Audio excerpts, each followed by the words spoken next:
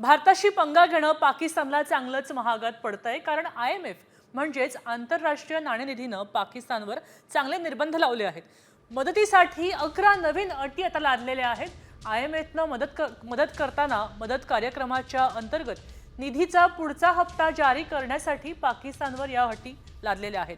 काही दिवसांपूर्वी IMFनं पाकिस्तानला काही निधी मंजूर केला होता, मात्र आता त्या पाठोपाठ अटी सुद्धा लादलेल्या आहेत। भारतासोबतच्या तणावामुळे मदत योजनेची आर्थिक तसंच सुधारणांसंबंधित उद्दिष्ट पूर्ण होण्याच्या मार्गातले धोके वाढू शकतात, असं IMFनं म्हटलंय।